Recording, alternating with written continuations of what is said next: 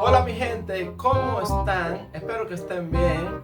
En este momento voy a contar algunas situaciones que me han ocurrido.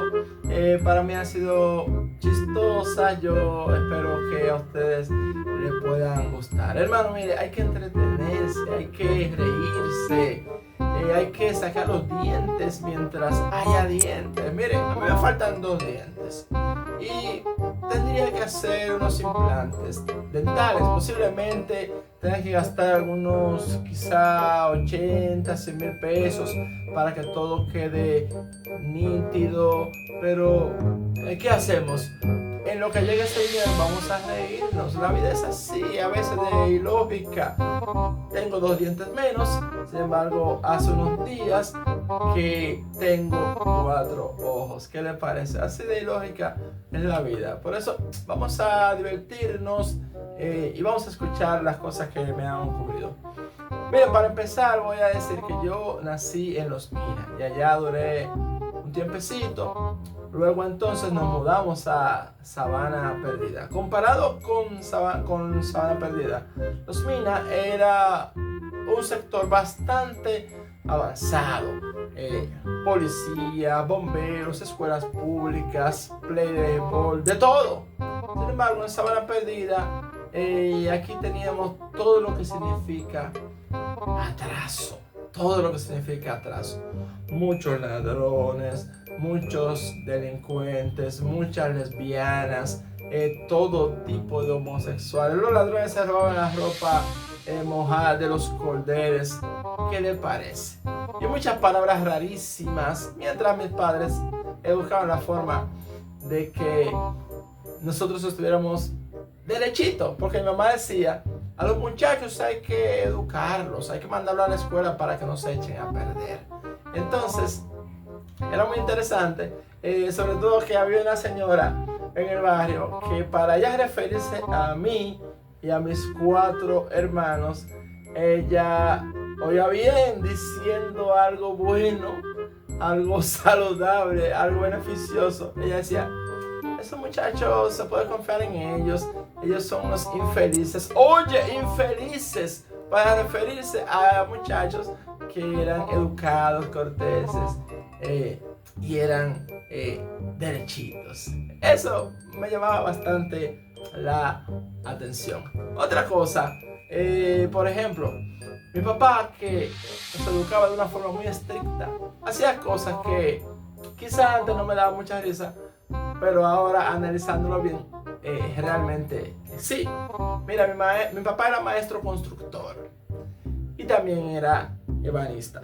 Bueno, y cuando se decidía a darnos una pela, eso era, hermano, mire, con lo que tuviera en la mano. Con lo menos que nos podía dar una pela era con una chancleta samurai. ¿Qué le parece? O una tablita de caoba, una maderita bastante pesada, y no cepillada, sino rústica. ¿Qué le parece? Una caobita criolla en esa nalguita o en los pies. Una cosa maravillosa. Pero mira, cuando íbamos a ir a algún viaje, con anticipación, yo le podía decir: papi, mire, es un permiso para ir a un viajecito de la escuela o de la iglesia. Entonces uno utilizaba el argumento más famoso: pero papi, mire, va tío, va tía, va el vecino, va el hijo del pastor de la iglesia, va el hijo del dueño del colmado. Y se sensibilizaba un poquito, pero no mucho. Decía: te digo después. Bueno, esperando y esperando, llegaba el día. Y cuando llegaba ese día, que, oye bien, el viaje era a las 7 de la mañana y ya tú a las 6 del día del viaje, ya tú estabas organizando tu mochila. Y cuando él te veía, te preguntaba: oh, ¿y para dónde usted va? Yo decía: papi, para el viaje que le hablé. E inmediatamente él decía: ¿y quién le dio permiso a usted? Pero papi, ya hoy es el viaje. Que en definitiva decía: pues usted no va. Y ahí estaban los gritos. Pero gracias a Dios que ahí aparecía mi mamá como la gran salvadora. Mire, mi mamá también, hay cosas que decir que son muy interesantes. Bueno, mientras los niños se orinaban en la cama, en el barrio, a esos los colocaban, oye bien, ponían el colchón a coger sol en la calle. Y a ellos lo ponían en una silla para que cuide el colchón y que no se lo roben. Suena bien, pero a la vez era una vergüenza porque todo el mundo sabía que ese muchacho fue el que mió ese colchón. Bueno, gracias a Dios que mi mamá no nos trataba así, nos metía para la habitación, nos hincaba posiblemente. A veces le decía, mami, ¿puedo ver el televisor? Sí, claro que lo puedes ver. Lo único que no lo puedes es encender. Bueno, por lo menos no estábamos pasando la vergüenza en la calle. Y me llamaba mucho la atención la gran motivación que me ponía mi mamá. Por ejemplo, una vez llegué yo con una tarea que era dibujar en una cartulina el mapa mundi. Para mí, el mapa más complicado para dibujar así a mano alzada. Bueno, mi mamá inmediatamente, que no sabía mucho de letras, sin embargo, sí tenía un gran corazón. Limpiaba toda la mesa, buscaba un juguito y decía, ¿cómo que eso no se puede hacer? Y le ponía la mano por aquí, le ponía la mano por allá. Bueno, en definitiva, ya en la nochecita, yo terminé de hacer el gran mapa mundi con toda su geografía, con todos los colores. Y en realidad mi mamá no le puso una mano al lápiz para tirar una línea. Para que usted vea lo maravilloso que es la motivación de las madres. Y me gusta porque actualmente yo voy, cuando ahora la visito, y no sé si a ustedes les pasa, pero cuando yo voy a mi casa, mi mamá me trata como que si yo estuviera pasando hambre. Te guarda, te regala un dulcito que ella hizo, un pedazo de arepa, un locrio, un concón, una pizza de ayer. Ya tú sabes, te surte por si acaso. Tú tienes 2 o 3 días pasando hambre con un par de cucharas atrasadas y te surte, para que no te vaya a dar un desmayo por ahí. Y para finalizar, hablando de mi mamá, me llama mucho la atención que en una ocasión un compañero no me quería prestar un libro que él tenía. Obviamente yo no lo tenía y lo necesitaba, y la biblioteca quedaba bastante lejos. Y mi mamá tuvo la gallardía de ir a la casa de ese muchacho. Y óyeme, ella fue a esa casa y dio un discurso que eso es inolvidable, un discurso socialista, comunista, cristiano, el mejor discurso. Y mamá le dijo, pero ¿cómo es posible si vivimos todos en esta comunidad y somos todos hermanos, hijos del mismo Dios, que vivimos en una misma tierra, que vivimos cerca, que somos vecinos, que hay vecinos mejores que los hermanos? ¿Cómo tú le vas a negar ese libro a tu hermano Paul? ¡Wow! Conmovió a todos. Y en definitiva, yo salí beneficiado de ese gran discurso porque me prestaron el libro y definitivamente hice mi tarea gracias a mi mamá. Bien, también te quiero contar, cuando yo fui a la universidad, yo empecé a estudiar medicina y wow, estaba pasando mucho trabajo porque tenía que ir a trabajar. Salía a las 4 y pico, llegaba a las 5 a la universidad, tomaba clases hasta las 10 de la noche. Cuando llegaba a mi casa, obviamente no puedo acostarme, tengo que hacer todos mis trabajos, todas mis tareas, tengo que comer, tengo que bañarme, tengo que descansar, todo eso. Estaba pasando muchas malas noches. Yo lo hacía un poco al revés. Cuando llegaba a mi casa, lo que hacía era que me bañaba, comía algo, descansaba, me acostaba a dormir. Entonces me levantaba como a las 2 de la mañana, duraba como 2 horas haciendo mis tareas, para entonces acostarme, dormir quizá como 2 horas, para luego levantarme como a las 5 y pico de la mañana. Yo me estaba asesinando, realmente. Pero me causa mucha curiosidad y me da mucha risa porque estamos hablando de la época cuando no había inversor. Cuando aquí en Sabana Perdida lo que había era un aparato llamado, era como un regulador de voltaje, porque cuando subía la energía eléctrica quemaba todo y cuando bajaba peor. Entonces no había inversor, lo que había eran velas. Entonces imagínese usted, imagínate la escena, 2 de la mañana. Yo preparo la mesa del comedor. Yo tenía un cráneo y algunos huesos. Pongo mi cráneo, pongo mis huesos, abro el libro grande para estudiar, rodeo la mesa de algunas velas. ¿Qué le parece? Una escena rarísima. Entonces, en una ocasión me llama la atención que fui al baño y cuando regresé, que vi esa mesa con todos esos elementos, sobre todo el cráneo que me estaba mirando. Entonces, yo como que se me dio un susto. Parecía toda una escena de brujería o una invocación diabólica. Entonces, me senté nuevamente en mi mesa a seguir estudiando y eso se me quedó en la mente. En definitiva, más adelante, por otras situaciones, tuve que abandonar los estudios de medicina. Bueno, más adelante decido estudiar educación y, bueno, más adelante te puedo hablar de eso. Bueno, luego me casé y miren, una bendición el matrimonio. Les motivo a que se casen para que aprendan lo que es amor, lo que es el perdón, lo que es la redención, lo que es la tolerancia en su sentido real. Mire, una bendición. Ahí tenemos una niña. En el fondo, yo hubiese querido que tuviéramos una pareja de mellizos, pero no fue así.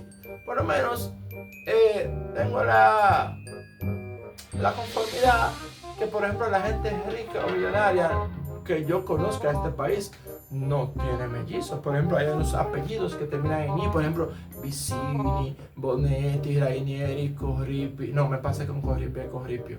Pero por lo menos tenemos una niña maravillosa llamada Paulette. Entonces, me llama la atención porque a veces Paulette quiere comida. Tú le dices que si quiere comida, dice que sí, pero en definitiva, cuando se la preparas, dice que no. Sin embargo, cuando tú la preparas para ti, entonces come de la tuya, viene comiéndose como la mitad y tú te quedas medio vacío. Así mismo es como cuando hay alguna bebida, tú le preguntas, ¿tú quieres chocolate o quieres limón? Ella dice que quiere limón, pero entonces tú le haces su limón, uno prepara su chocolate, entonces en definitiva no quiere limón, sino que quiere chocolate. ¿Qué le parece? Gracias a Dios que solo las niñas son así y las adultas, ni las esposas, ni tus madres, ni tus hermanas son así. Gracias a Dios que solo las niñas son de esa manera. Bien, ahorita les decía que yo entré a estudiar educación. Empecé a trabajar en colegios, en centros de estudio privado. Entonces, después que tenía algunos 11 años, entré al sector público y empecé a trabajar en la Otilia Peraeza. Bueno, cuando llego, me hacen la acostumbrada entrevista y me hicieron varias preguntas muy profundas, que yo trabajaba, dónde trabajaba, mis experiencias, mis logros. La entrevista iba bastante larga y entonces yo recuerdo algo que nos causó risa a todos, porque yo le dije, mire, mi nombre es Paul y usted es apellido Paulino. Mi apellido es Rosario y usted es Rosario. Yo creo que a nosotros nos va a ir de maravilla. Y bueno, nos reímos bastante. Y bueno, ahí terminó la entrevista. Y saliendo ahí mismo me encontré con la coordinadora, que yo le digo, bueno, oriénteme, deme todas las coordenadas, enséñeme los lugares, todo, para ver si mañana yo me activo.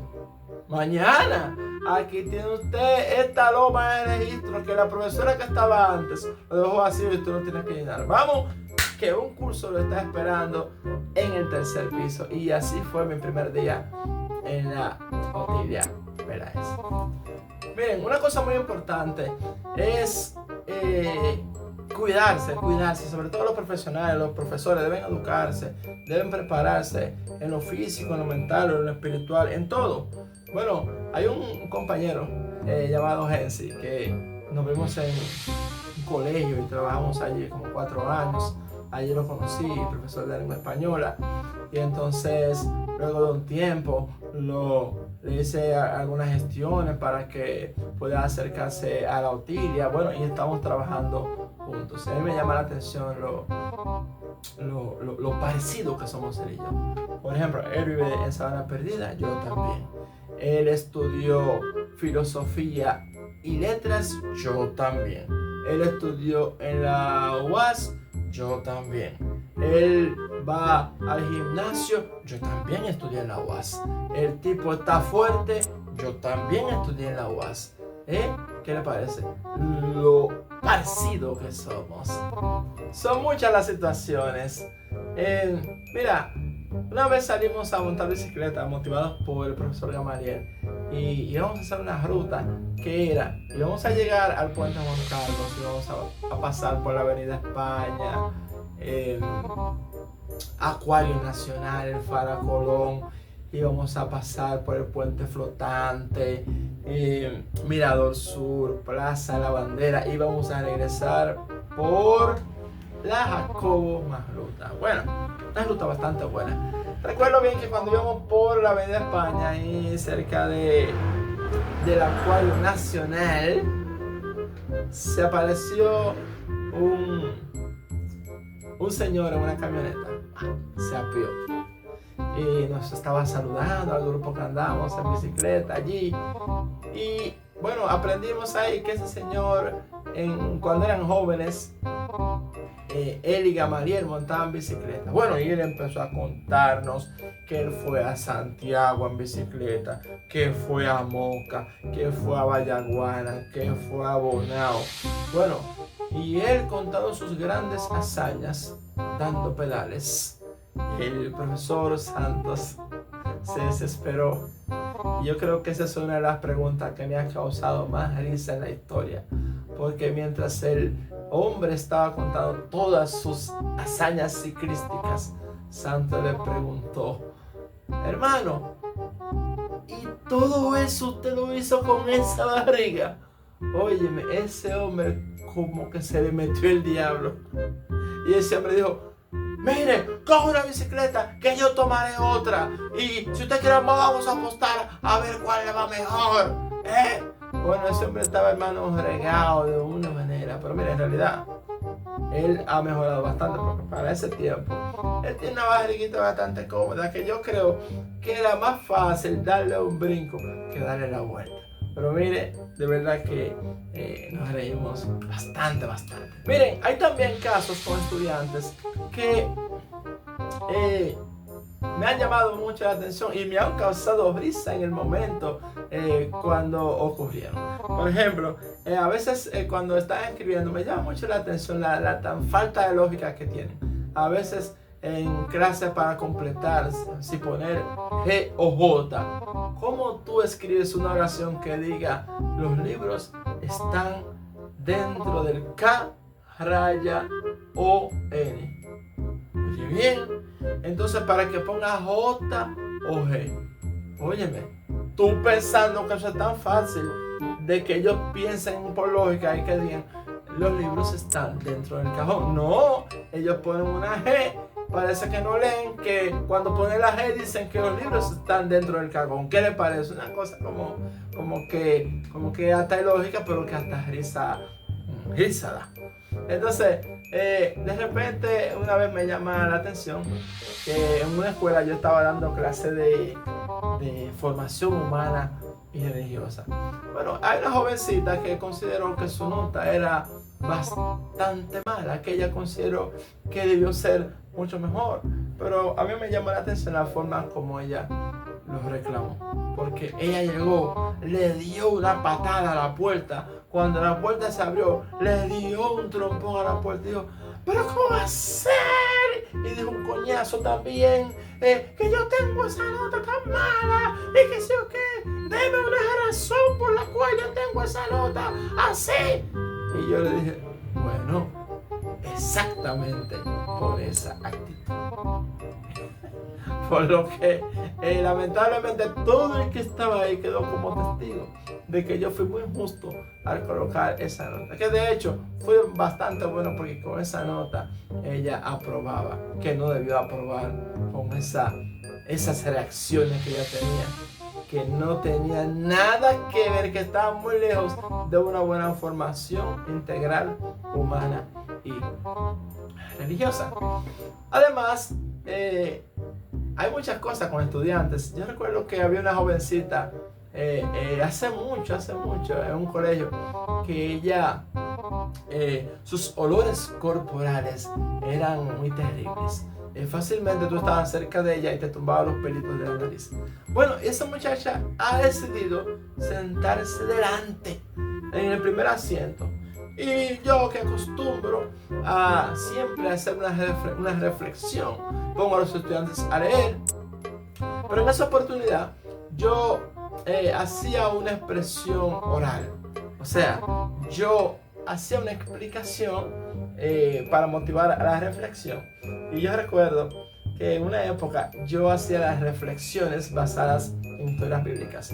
Y, por ejemplo, yo recuerdo que estaba contando la historia de Noé, donde hubo un diluvio, se metieron todos los animales, aproximadamente 150 días. Y, óyeme, yo contando mi historia, y ese mal olor me entraba por las fosas nasales, e inmediatamente mi cerebro como que se configuraba la historia. Y yo terminaba diciendo, y cuando salieron del arca, entonces se bañaron, se pusieron desodorantes, se cepillaron, se sacaron los piojos. Óyeme, y todas las historias que yo hacía bíblicas, si la muchacha estaba ahí y el hedor se metía por mis narices, terminaba diciendo, y después que pasó ese milagro de Jesús, el ciego fue y se bañó. ¿Qué le parece? Otra cosa que me causó mucha risa a mí y a mis estudiantes fue una vez que yo llegué al aula en una sección de sexto, y entonces había un jovencito que era un poco amanerado, bueno, se lo notaba bastante. Entonces ya casi finalizando el año, yo llegando al aula, se acercan unas estudiantes y me dicen, profesor, usted no sabe que fulano le dio un beso a fulanita. Entonces yo, que ellos pensaban que yo iba a reaccionar de una forma extraña, que le iba a llamar la atención o lo que sea. La única reacción que me salió fue decir, por fin, estamos avanzando, porque es importante, hay que definirse, ya que se termine el año, hay que definir si uno va a pasar esta materia para poder ir bien en las pruebas nacionales. Bueno, yo metí ese tema al final, pero en definitiva, ya saben de qué estábamos hablando y eso les causó bastante risa. En definitiva, como yo le dije en aquella ocasión, hace 11 años, a mis directoras Sor Cesarina Paulino y Sor Rosario Vázquez nos ha ido bastante bien. Aquella mesa que yo tenía en mi casa, como yo la preparaba cuando estudiaba medicina, bueno, la mesa que yo preparo para preparar mis clases no tiene tanta diferencia. La única diferencia es que tiene muchos papeles necesarios para poder impartir una clase correctamente y que los estudiantes puedan aprender. Una gran cantidad de papeles innecesarios que atrasan todo el proceso. Pero realmente, a pesar de todo, hemos avanzado. Ahí actualmente trabajo con un equipo maravilloso en el área de lengua española, literatura y esos detalles, donde está Yorani, Marta, donde está Jessica, donde está Ensi, un equipazo. Y para muestra, un botón. El año pasado obtuvimos a nivel distrital 3 medallas en creatividad literaria, 2 medallas en lectura y escritura, medallas, trofeos en prácticas pedagógicas excelentes, una medalla también en oratoria, un trofeo a nivel regional, a nivel de oratoria también, y algo maravilloso, un premio a nivel nacional en lectura y escritura. Bueno, posiblemente esos datos a ti no te den risa, pero a nosotros sí. Bendiciones para cada uno de ustedes. Les motivo a que hagan su monólogo de humor y gócense la vida. Este fue mi tiempo. Mi nombre es Paul Rosario. Dios te bendiga. Nos vemos luego.